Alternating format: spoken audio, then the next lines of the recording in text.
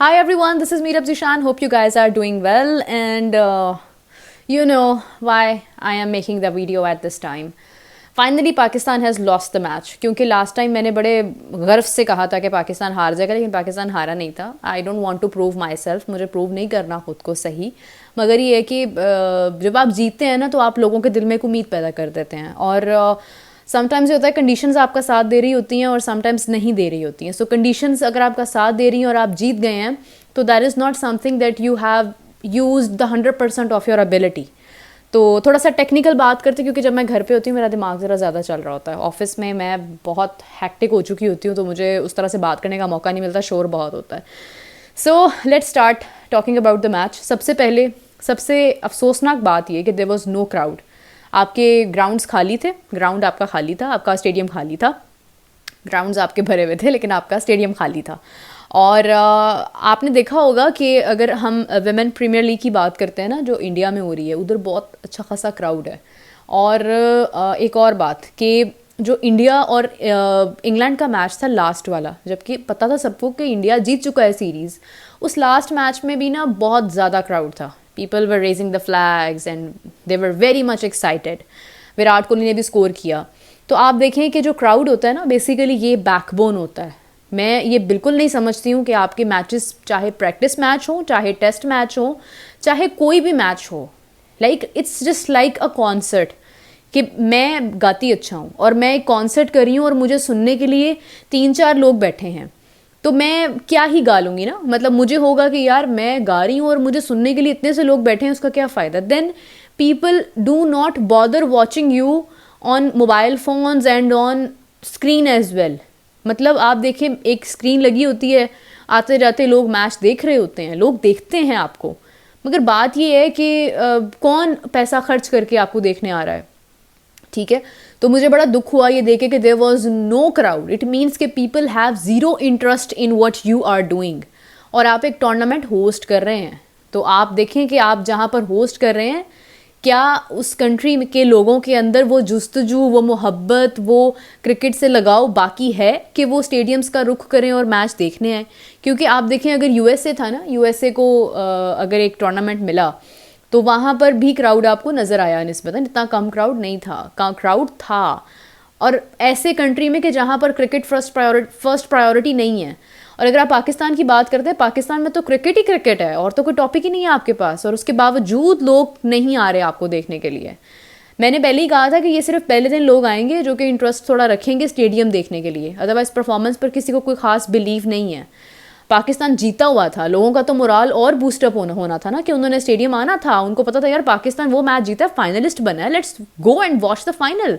आज फ्राइडे था, half day होता है कॉलेजेस का, स्कूल्स का, तो बच्चे आ सकते थे, लोग आ सकते थे, पेरेंट्स शाम में आ सकते थे, मगर कोई क्राउड नहीं था, किसी को कोई परवाह ही नहीं थी, साफ लफ्ज़ों में. खैर, अब बात करते हैं मैच के ऊपर. देखिए, जब भी आप फैसला गलत करते हैं, पिच गलत रीड करते हैं, मैंने पिच रिपोर्ट अभी तक नहीं देखी है, मुझे वक्त नहीं मिल सका, लेकिन इतनी समझ आ रही थी कि वहाँ पर रन्स इतनी आसानी से नहीं बन रहे जितनी आसानी से लास्ट मैच में बन रहे थे.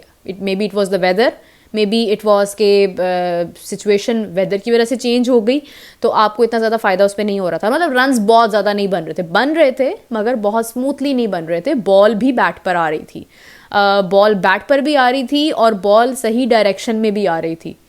तो बात यह है कि उस दिन मौसम भी अच्छा था साउथ अफ्रीका के खिलाफ. फिर साउथ अफ्रीका ने बहुत सारे लोगों का डेब्यू भी करवाया, मिसफील्ड हुआ, और बॉलिंग भी बहुत अच्छी नहीं थी, बॉलिंग को सपोर्ट नहीं मिल रही थी इनफैक्ट. उसके बाद यह है कि साउथ अफ्रीका हार गया, साउथ अफ्रीका न्यूजीलैंड से भी हार गया. पाकिस्तान का आज मैच था, पाकिस्तान इससे पहले भी न्यूजीलैंड से हारा है. पाकिस्तान दूसरी बार न्यूजीलैंड से हारा है, दोनों स्टेडियम्स में, in Lahore and in Karachi. दोनों स्टेडियम्स में Pakistan has lost the match against New Zealand. Why? Because New Zealand के प्लेयर, सबसे पहले आप उनको देखें, they are handsome. Alright, the second point, they are fit, they have a good body posture. पता चलता है वो किस तरह से स्ट्रेथन कर रहे हैं, खुद को स्ट्रेच कर रहे हैं, उनकी फिटनेस क्या है, वो किस तरह से भाग रहे हैं, वो जब बॉल कर रहे हैं उनके चेहरे पर वो थकावट नहीं है, उनको वो इश्यूज़ नहीं हैं जो हमारी टीम को होते हैं. They are able to, you know, उन्होंने ऑल आउट किया इस सिचुएशन में जहाँ पर आप देखें कि आपके बाकी आपके बॉलर्स जो हैं वो उनकी कितने विकेट्स हासिल कर सके हैं, तो ऐसी कंडीशन में उन्होंने आउट भी किया आपके। प्लस ये है कि डे नाइट मैच था, आप दिन के टाइम देखें धूप थी, रात के टाइम तो बॉल को भी फ़ायदा हो रहा होगा, तब भी हमारे प्लेयर्स आउट नहीं कर पाए। खैर मैंने तो क्रिकेट उस तरह से नहीं खेली है जिस तरह से लोग खेलते हैं, जिस तरह से लड़के ज़्यादा इंटरेस्ट लेते हैं, मतलब वो तो शुरू से ही क्रिकेट खेलते हैं, या कुछ लड़कियां जिनको क्रिकेट में इंटरेस्ट होता है वो खेलती हैं बहुत ज़्यादा। मैंने तो बहुत ज़्यादा क्रिकेट नहीं खेली है, मुझे नहीं पता इन चीज़ों का, जो टेक्निकलिटीज़ जो हमारे वहाँ पर मौजूद लोग समझ सकते हैं, मगर मुझे समझ आ रही है। ठीक है, मैंने तो वक्त के साथ साथ चीज़ों को समझा है, सीखा है ना। लेकिन जो लोग क्रिकेट खेलते हैं उन्होंने एक ऐसे डिसीजन ले लिया कि यार हम पहले बैटिंग करते हैं। आपको अगर एज हासिल, आपको लग रहा है कि आप चेस कर लोगे, सो आपने क्यों पहले बैटिंग की? This is my question. Then चलें, आपसे फैसला गलत हो गया, अब कम अज़ कम आपसे फैसला गलत हुआ है तो आप उसको जस्टिफाई भी तो करें ना। मतलब आपकी बॉलिंग इतनी थकी हुई बॉलिंग है, सॉरी टू से, कि आपकी बॉलिंग उनकी 5 विकेट से जीते हैं वो, आप देखें कि आप आउट ही नहीं कर पा रहे हैं।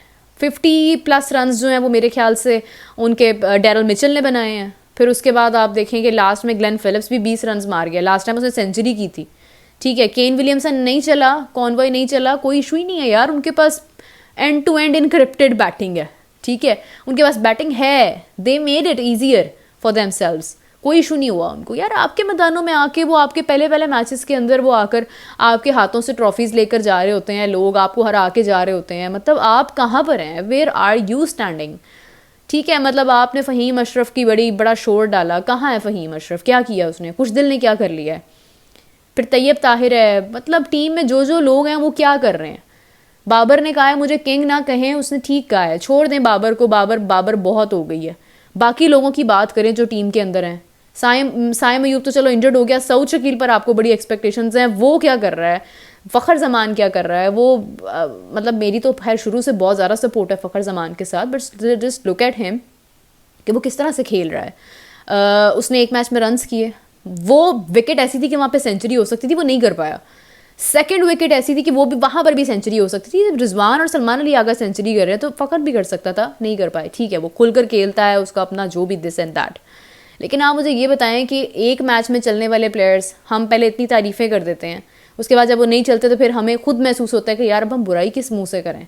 इसीलिए मैं ना बैलेंस्ड रहती हूँ थोड़ा सा। और मुझे अगर कोई ये कहते हैं ना कि यार आप अपनी टीम को सपोर्ट नहीं करते हैं, मैं क्या कहूँ? मैं आई वुड से कि congratulations, our boys had done very well, they fighted but they lost the match. Reality क्या है? They lost the match.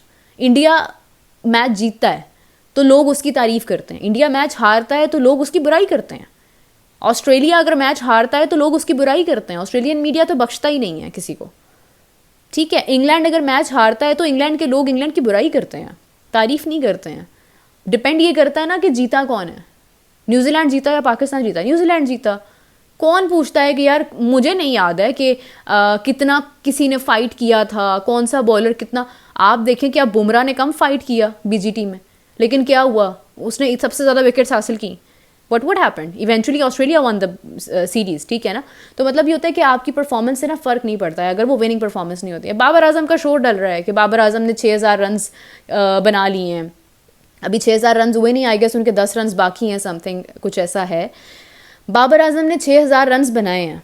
I really appreciate Babar Azam ने, बहुत बहुत अच्छा प्लेयर है वो, कि वो रन्स बना रहा है, बनाए उसने शुरू में, अब जाकर उसका बैट पैच जा रहा है जो कि ख़त्म ही नहीं हो रहा है। लेकिन आप ये देखें कि क्या कहा जा रहा है, उसने हाशिम अमला का रिकॉर्ड तोड़ा, साउथ अफ्रीकन प्लेयर, उनके आई गेस के 123 मैचेस के अंदर उनके जो हैं वो कोई 6000 रन्स थे जो बाबर ने उनको उन तक पहुंच गया है। फिर उसके बाद आप देख लें कि विराट कोहली के कितने थे, विराट कोहली ने शायद 130+ मैचेस के अंदर उनके इतने रन्स थे, और उसके बाद यह कि बाबर ने उतने बना लिए। मेरा एक सवाल है, विराट कोहली के इन रन्स में मैच विनिंग रन्स और मैच विनिंग इनिंग्स आप देख लीजिएगा, हाशिम अमला की देख लीजिएगा, और उसके बाद आप बाबर की मैच विनिंग इनिंग्स देखें। जस्ट टेल मी कि बाबर आजम अगर स्कोर कर रहा है या उसने इतने रन्स बनाए हैं तो बाबर आजम ने मैच विनिंग रन्स किस दिन बनाए हैं? बाबर आजम ने वो 50 या वो 60 किस दिन की है जिसकी वजह से हम मैच जीते? वन डाउन आता है ना, तो वो उसके ऊपर वो आता नहीं है कि वो वन डाउन आने वाला प्लेयर जो है वो 20-30 बनाएगा तो वो रन जीत जाएगा, उसके लिए सेंचुरी से ऊपर जाना ज़रूरी है। लेकिन बाबर ने सिंगल हैंडेडली कितने मैचेस जिताए हैं, विराट कोहली ने कितने विन कराए हैं, हाशिम अमला कैसा प्लेयर था। देखिए ये जो स्टैट्स हैं ना और ये जो फिगर्स हैं ना, ये इनसे बाहर आना है हमें सबसे पहले। अगर हम इनके अंदर रहेंगे ना तो हम नहीं कर सकते हैं कुछ भी। आप किसी का रिकॉर्ड तोड़ रहे हैं, आप किसी को क्रॉस कर रहे हैं, आप किसी से आगे जा रहे हैं, इट डजंट मैटर कि आप अपने मैच को जितवाने के लिए कितने रन्स बना रहे हैं, दिस मैटर्स। मतलब बात ये है कि मैं कहूँ कि यार मैंने गाड़ी की जो है ना वो मैंने 120 की स्पीड पर गाड़ी चला ली है और बाकी सारी वो फलां शख्स है ना वो भी 120 पर चलाता था तो मैंने भी चला ली है गाड़ी, और बाद में मुझे पता चला यार मेरी गाड़ी मैंने ठोक दी है, अगला बंदा गाड़ी ठीक से लेकर भी पहुंच गया घर पे, तो मैं कहूँगी यार मैंने 120 की स्पीड तो दिखाई ना, तो उसका क्या फ़ायदा। When I have destroyed my car, तो उसका मुझे वो 120 की स्पीड का क्या फ़ायदा।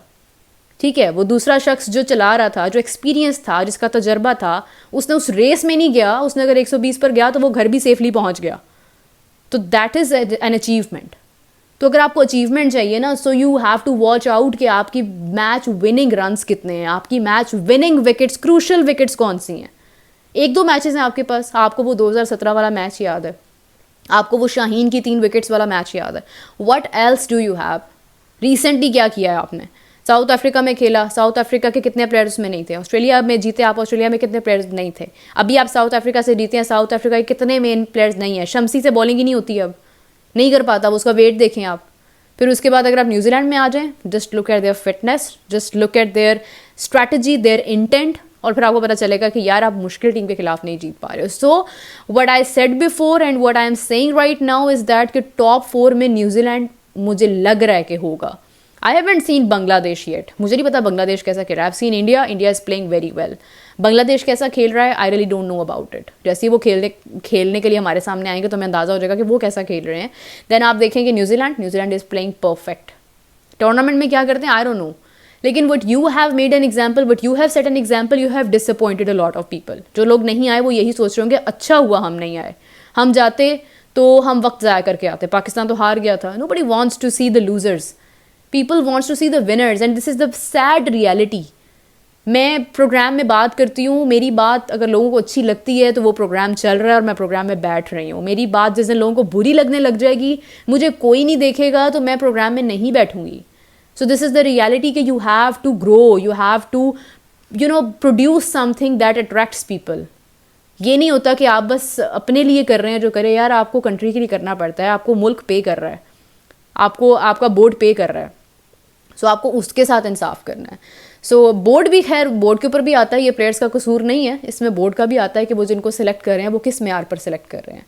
सो they have to watch out कि आगे चैम्पियंस ट्रॉफी है और हमने जो किया है क्या वो हमने ठीक किया है, क्या इन खिलाड़ियों के साथ हम चैम्पियंस ट्रॉफी के फाइनल में जा सकते हैं, सेमीफाइनल में जा सकते हैं। तो अगर किसी को लगता है कि हम जा सकते हैं तो वो मुझे उसकी एक्सप्लेनेशन के साथ कमेंट में ज़रूर बताए, क्योंकि फिर आप लोग कहते हैं मीरा बहुत क्रिटिसाइज़ करती है। I do not criticise, I will not criticize, but just tell me in the comments, do you think this squad is perfect? क्या इसमें बहुत सारे लोगों का हक नहीं मारा गया, क्या इसमें इमामुल हक का हक नहीं मारा गया, क्या इसमें आमिर जमाल को नहीं होना चाहिए था, क्या इसमें सुफियान मुकीम को नहीं होना चाहिए था, क्या साजिद खान हो सकता था, नुमान हो सकता था। तो आपने जिन लोगों को नहीं शामिल किया ना, उसके बारे में आपने मुझे जवाब देना है कि क्या ये स्क्वाड हमारा विनिंग स्क्वाड है। So till then take care, will catch you tomorrow, bye bye.